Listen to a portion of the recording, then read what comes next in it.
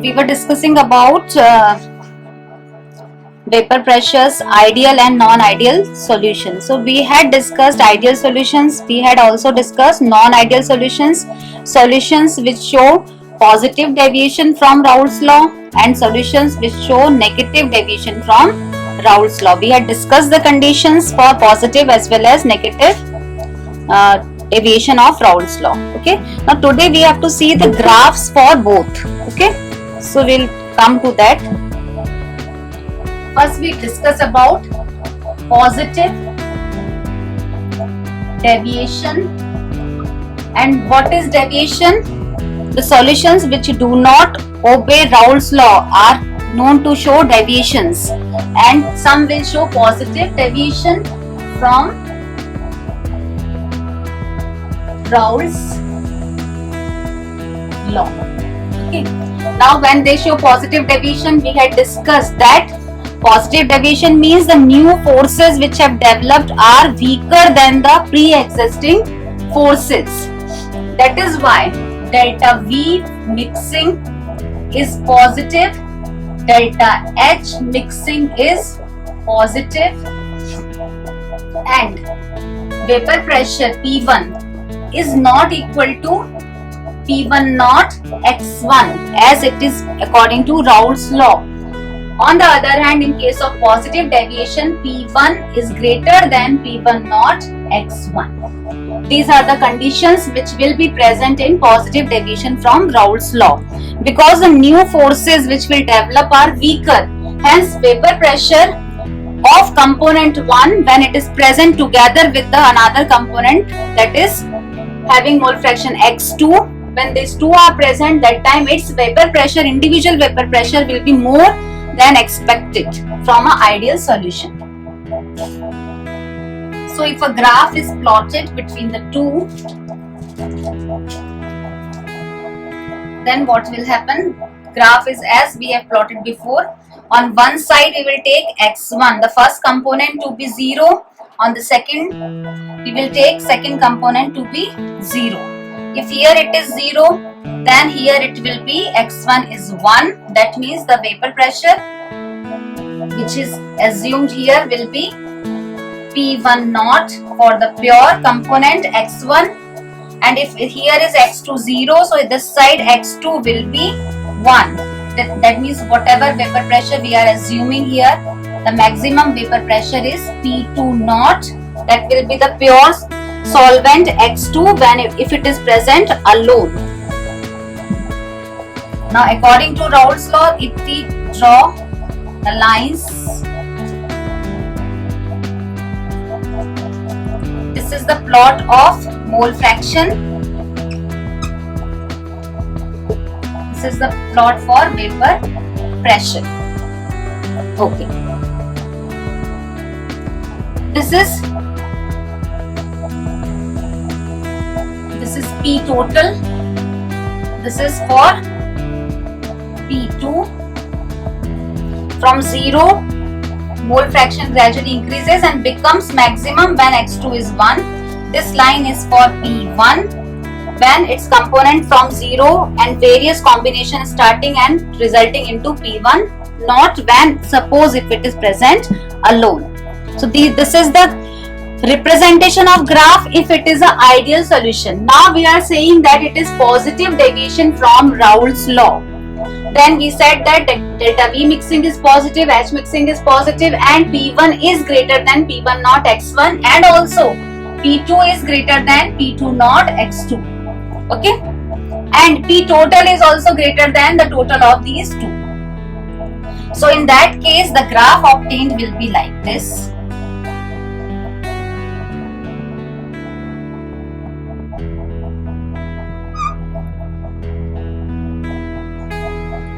That means these lines are not actual lines which should be present in case of positive deviation. These are the lines when the solution was ideal. Okay, the actual lines are the lines which I have drawn in green color.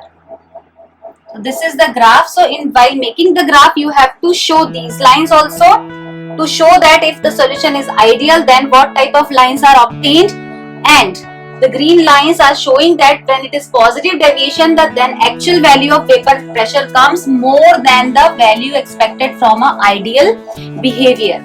For P1 also, for P2 also, and for P total also, all values will be more. Okay, because the volume has increased. Now, whenever any substance boils, when substance boils means what? Its vapor pressure becomes equal to atmospheric pressure, then only any substance starts boiling. So that means the vapor pressure of these type of solutions which are showing positive deviation is more than the ideal behavior or ideal solution. Vapor pressure value is every time more. Then these solutions will reach to the atmospheric pressure earlier because their vapor pressure is more, and when you heat them and they start boiling, so their vapor pressure which was already more will become more quickly equal to the atmospheric pressure. So these solutions will start boiling or start vaporizing at lower temperatures. Okay, so this is graph for positive deviation. Similar graph will be drawn for negative deviation also. So side by side I am making it.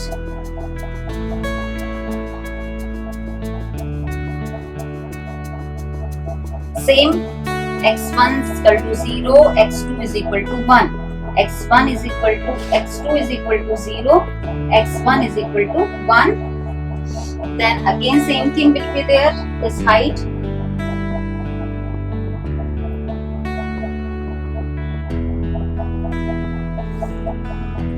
This is the previous graph which is expected for a ideal. This is mole fraction, this is vapor pressure. Okay, this is P total, this is P2, this is P1. Now for negative deviation, what happens in negative deviation? All the conditions are opposite. That means what? For negative deviation, delta V mixing is negative, volume decreases. Delta H mixing is also negative, energy or heat is evolved. P1 is less than P1 naught x1, P2 is also less than P2 naught x2, and P total is also less than P1 plus P2 as expected from Raoult's law. Okay, so these are the conditions which will exist. Why this happens in negative deviation? Because the new bonds which are formed, which were present in the pure solvents P1 and pure solvent P2. So when they are mixed together, their bonds which are formed are stronger. So these stronger bonds are leading to decrease in volume, also release in energy, and also decrease in the vapor pressure, because when they are bonded strong, so they will go in the vapor phase slowly, and they will require more temperature to convert into vapor phase. Okay, so the actual lines of the vapor pressure for these type of substances are this.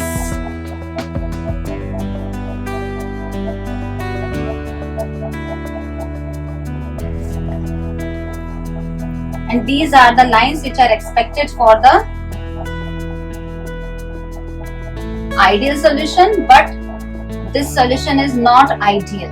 Okay, so these are not the lines. So this is for negative, this is for positive deviation. You can see that at all the points the value of vapor pressure are less than the value expected for an ideal behavior, because their vapor pressure values are less. So when the substance starts boiling, so its boiling point will be higher, because it will take longer time to reach to the atmospheric pressure. So these have higher boiling points, these have lower boiling points, which show positive deviation. Okay, now after discussing about both the type of solutions, positive deviation and negative deviation, we have to discuss about azeotropic mixtures, which is also a very important thing.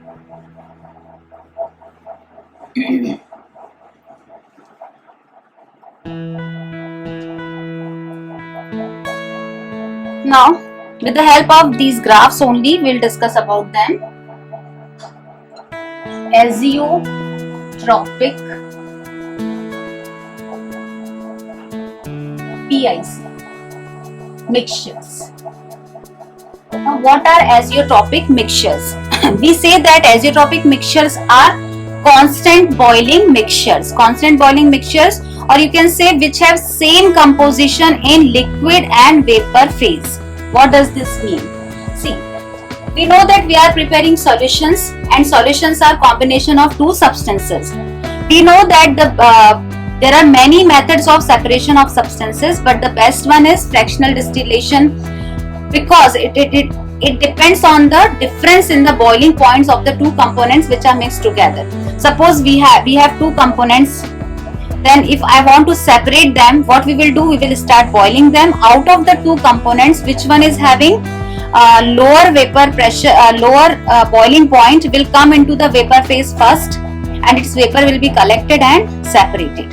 So same is here, the two components are mixed together. If they are heated, such mixtures are when heated, so they will form vapors. Definitely out of the two, which one is more volatile will have more vapors, and its vapor can be separated and collected. But in all the mixtures which we have prepared, there are some mixtures of such kind where it becomes impossible to separate the two components which are present, because they become constant boiling mixtures. Constant boiling mixtures means what? They are inseparable.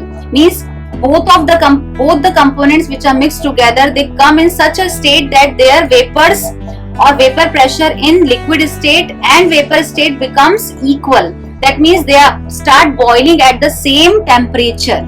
So if the two components are boiling at the same temperature, that means they are giving the same vapor pressure, then we cannot separate them, because both of them are boiling at the same temperature. For separation, it is necessary that they boil at different temperature, then only you can separate them. So there is a typical combination at a certain stage where they start boiling at same time.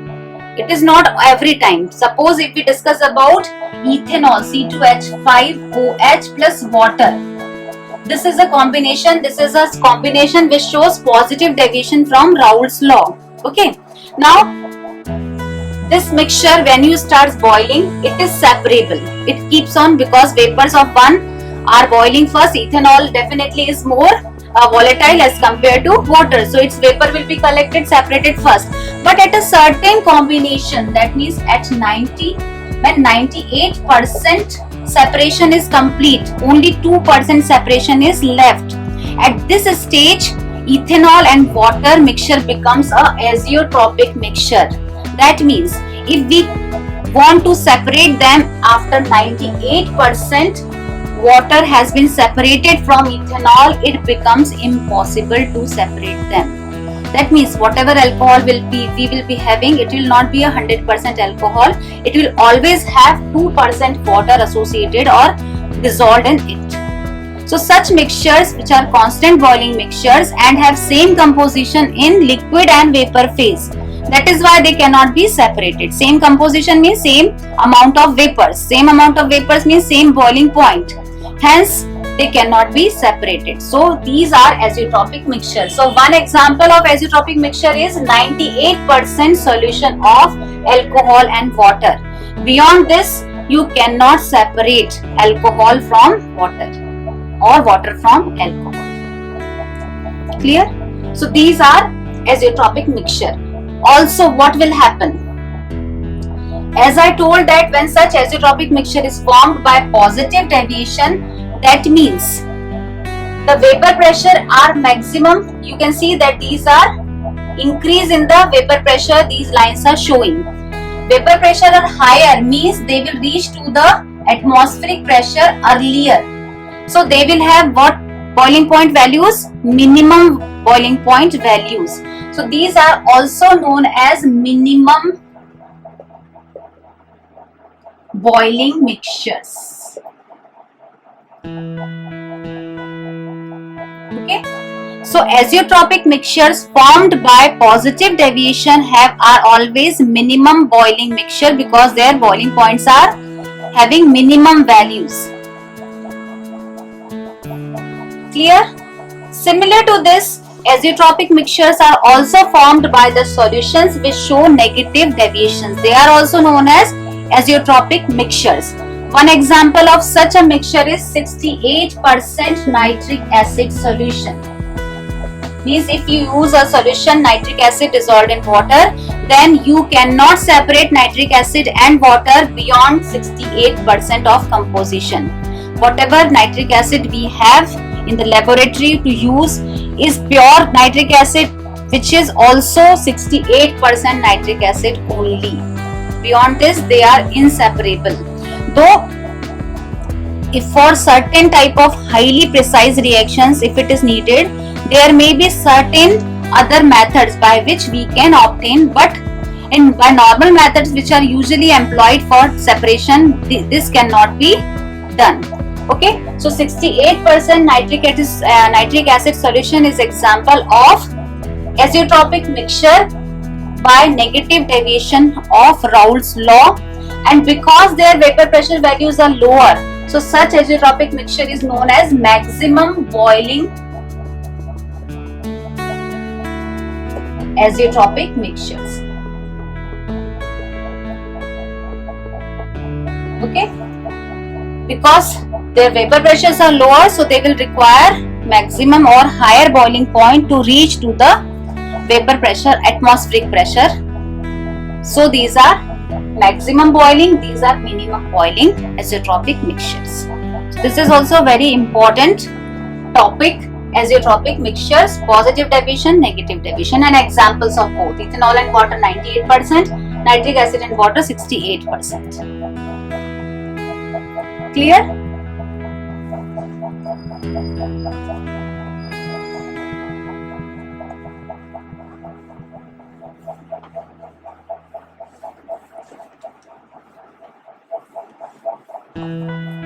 Now the need of these graphs is not there. So let us rub them and then we come to the next topic.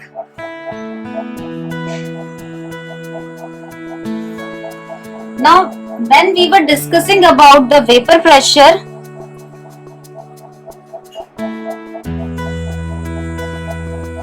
of pure solvent means when no solute is mixed in it. So we mention it by P1 naught if it is component 1 only. So this is the vapor pressure of pure solvent. And if a non-volatile solid solute is mixed in it, then there will be reduction in vapor pressure. This we had discussed already. Why there will be reduction? Because when it is pure alone, that time all the vapors which are coming are the vapors of pure component 1, and there is nothing mixed in it to stop the vapors of the component 1 to coming into vapor phase. But if we are taking a solution in which there is solvent and a solute which is non-volatile, so the particles of the non-volatile solute are also occupying the surface, and because evaporation is a surface phenomenon, so these particles of solute which are non-volatile are preventing the solvent molecules to go in the vapor phase. That is why always vapor pressure of a pure solvent is more than the vapor pressure of a solution having non-volatile solute in it. If the solute is also volatile, so both of them will give the vapors in the solution phase, and in that case what will be there? P1 total, P total will be equal to P1 plus P2 if it is the ideal solution. But if the solute is non-volatile, then in that case the solute particles do not allow the solvent molecules to go into vapor phase, and its vapor pressure will always be less. Now we are talking about non-volatile solute. So it is not the subject that the solute is of which nature. It is dependent on the number of particles of the solute which are present on the surface. Okay, so what solute is present, it will not decide the lowering in the value of vapor pressure. How many number of particles are occupying the surface will decide the lowering of vapor pressure or any other property which we want to study. So such properties which are dependent on the number of solid particles which are dissolved in the solvent and not on the nature of the particles which are dissolved are known as colligative properties. So now we have to start with the colligative properties of solutions having non-volatile solid dissolved in them.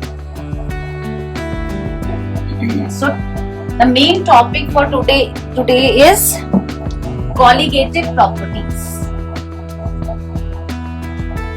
Colligative properties. And what are colligative properties? First thing we have to understand is colligative properties are related to what? They are related to solutions having non-volatile solutes in it. ठीक है? If non-volatile solute is dissolved in a solution, then we have to study their colligative properties. Second thing, what is colligative properties? The properties which depend or which are affected on number of particles of solute dissolved and not on nature of particle. Particles are of which substance? It will not decide the property. How many particles of a substance are added? This will decide the change in the value of properties. Such properties are known as colligative properties. Okay. Now, when we have talked about these, then we should know that what are the colligative properties which are affected by the presence of non-volatile solute in a solution. So, we will write the name of those 4 properties which we have to study one by one.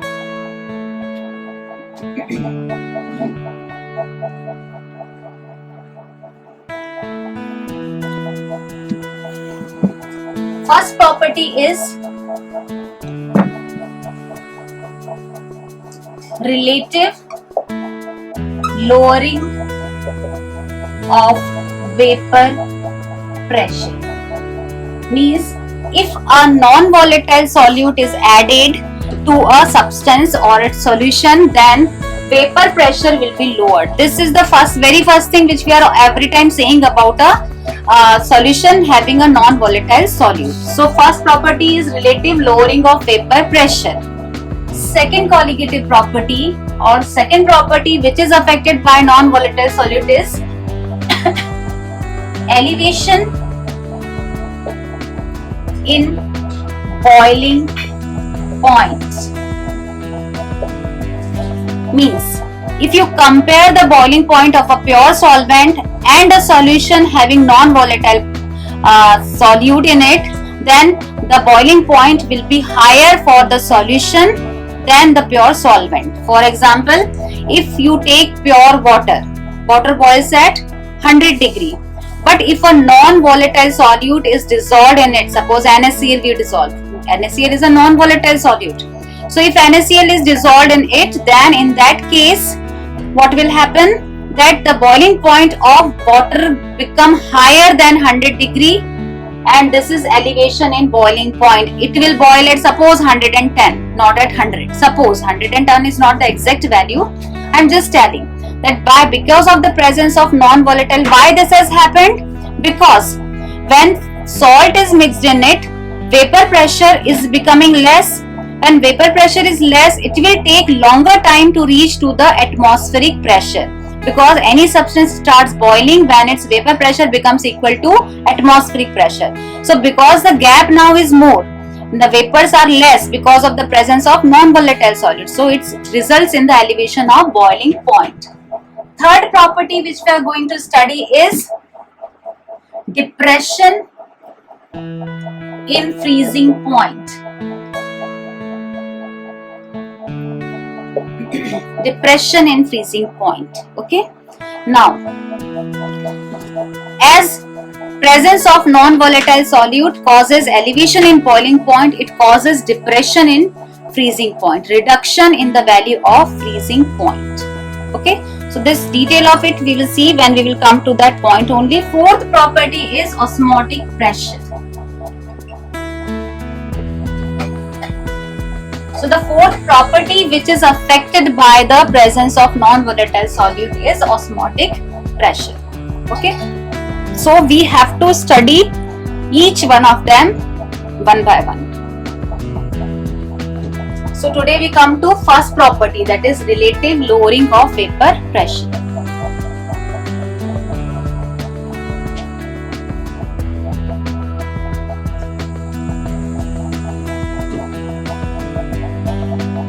These are derivations of the formulas which will help for the numerical calculations, and from this chapter always numericals are there. So they will be based either on these four properties formula.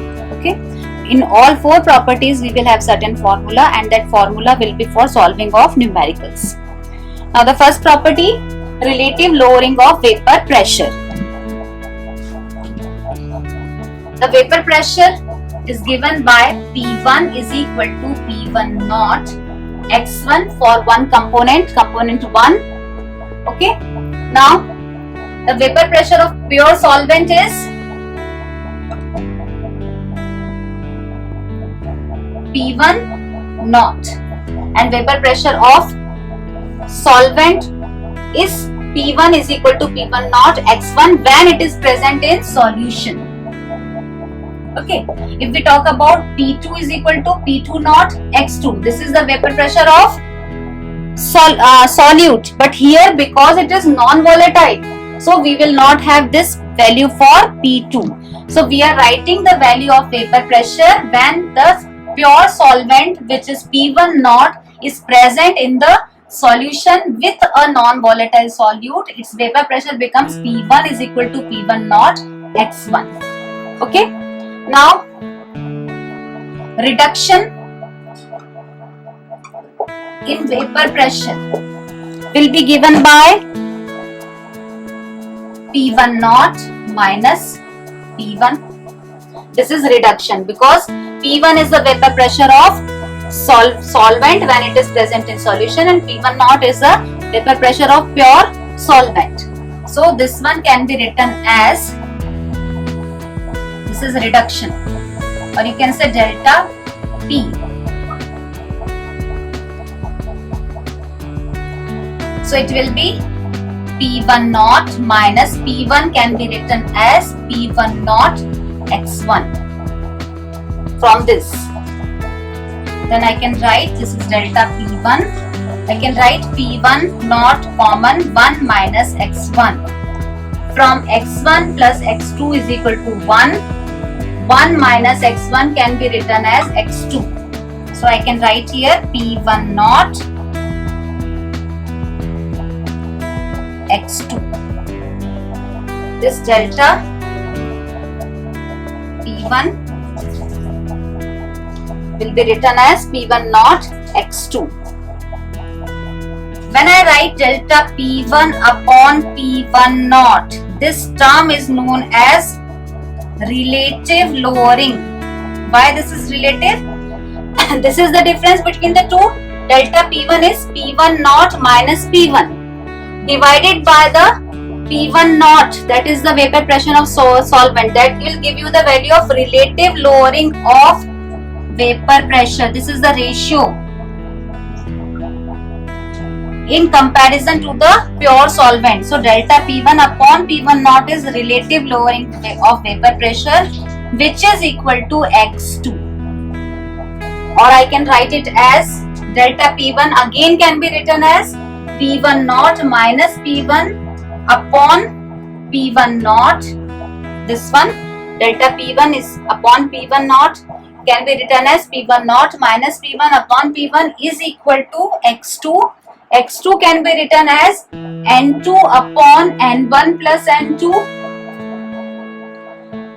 because the solute is in less quantity, so it can be neglected in the denominator. I can modify the formula as P1 minus P1 upon P1 naught is equal to N2 upon N1, which can be further written as, if I am neglecting this N2 and N1, this is number of moles of component 2, number of moles of component 1. So N2 can be written as W2 upon M2 and N1 can be written as W1 upon M1.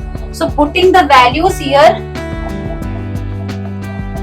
W2 in place of N2 I am writing W2 upon M2, and in place of N1 I am writing W1 upon M1.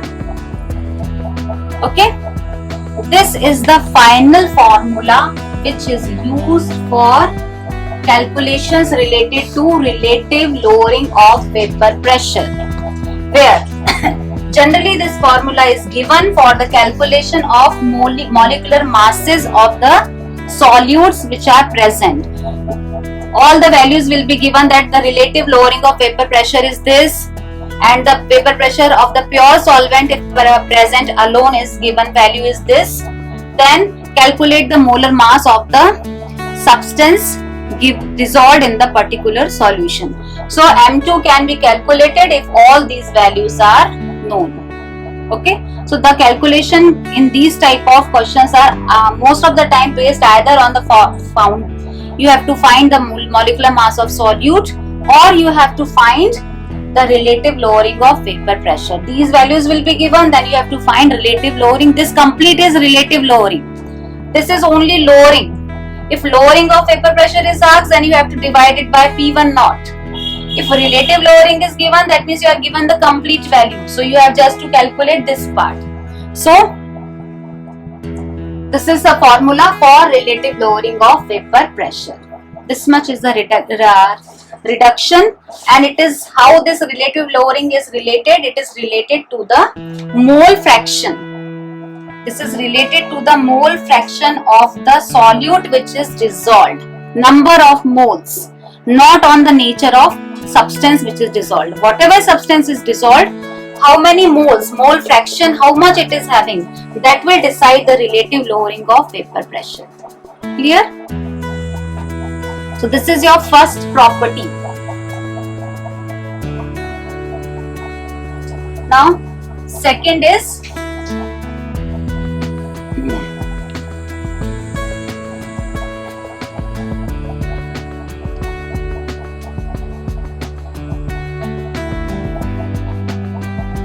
see 2-3 minutes more it will take, so let me finish the second one also. It is 11:07 time, 2-3 more extra minutes we can take, but it will be over. So second colligative property is elevation in boiling point. Okay, when we have to study elevation in boiling point, we require to understand the graph.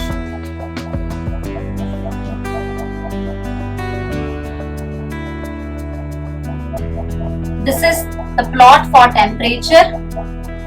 This is the plot for vapor pressure. This is atmospheric pressure. Okay. Now just a minute. Temperature. Yes. Now if I take vapor pressure, when the temperature increases, a solvent vapor pressure starts increasing and it becomes equal to atmospheric pressure and the substance starts boiling. Okay, this is for solvent, this line.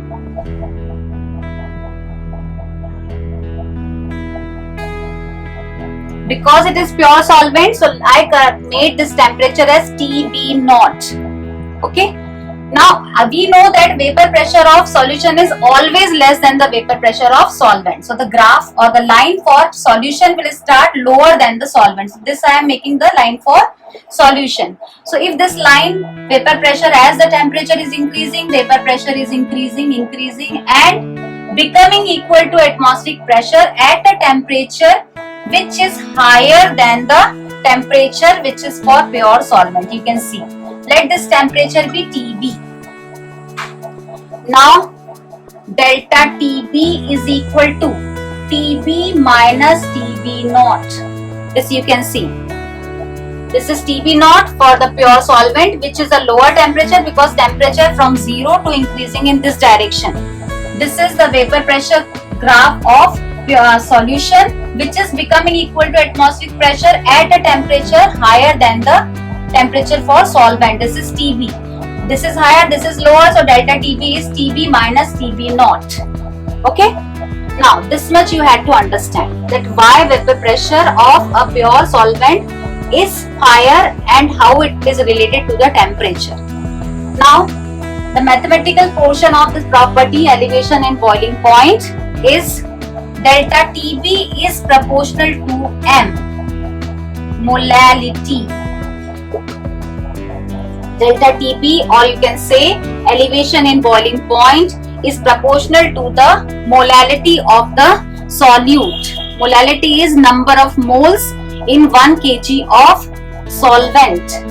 So it can be delta TB is equal to kBm, where kB is a constant known as molar elevation constant because it is elevation. So kB is molar elevation constant, or it is also known as ebullioscopic. Spelling double L is there, just let me check. Ebullio, EBU double LIO, ebullioscopic constant. Okay, either you call it molar elevation constant or ebullioscopic constant, this kB. Now, further solving this formula, delta TB is equal to kB. This is molality, so it can be written as W2 upon M2 into W1000. If you remember the formula for molality, it is the same. Number of moles of the solute and mass of the solvent in kg, conversion factor is 1000. This is the final formula which is required for calculation of delta TB. Okay, so delta TB is what? It is elevation in the boiling point. Delta TB is TB minus TB naught. This you have to remember, TB minus TB naught, where TB is the temperature for solvent solution and TB naught is for pure solvent, and kB is the constant which will be given to you, W2 upon M2. Two things are asked always, either you will ask molecular mass of the solvent to solute to be calculated, or you will be asked the value of elevation in boiling point.